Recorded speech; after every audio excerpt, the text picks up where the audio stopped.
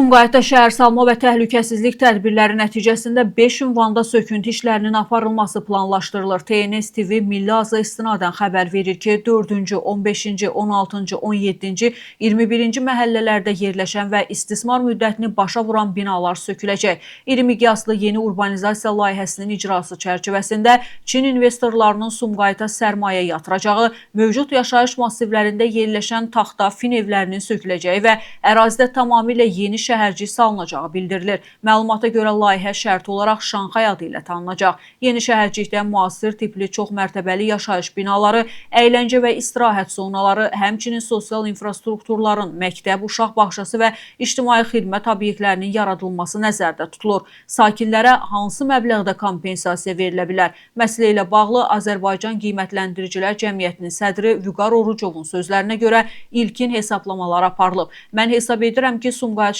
şəhərində yerləşməsindən asılı olmayaraq 1 kvadrat metr üçün kompensasiya məbləğinin təqribən 2000-2500 manat civarında olması məqsəd uyğundur. Hazırda mövcud qiymətləndirmədə bu rəqəm təxminən 1500 manat təşkil edir ki, qeyd edilən məbləğlə həmin ərazilərdə yeni mənzil almaq mümkün deyil. Çünki bu yalnız qəzalı binanın mövcud bazar dəyərini əks etdirir. Lakin kompensasiya məbləği 2000-2500 manat aralığında müəyyən olunarsa, Sumqayıt ərazisində yeni tikililərdən mənzil əldə etmək mümkün ola bilər. Kompensasiya verilməsi zamanı bir şərtin tətbiq olunmasını da məqsəd uyğun hesab edirəm. Belə ki, verilən kompensasiya məbləği ilə Sumqayıt sakinləri yalnız Sumqayıt şəhər ərazisində mənzil almaq hüququna malik olsunlar. Çünki vətəndaşların başqa şəhərlərə köçməsi ehtimalı da mövcuddur. Sumqayıt inkişaf etməli, böyüməli və ölkənin əsas şəhər sənaye mərkəzlərindən biri kimi mövqeyini gücləndirməlidir.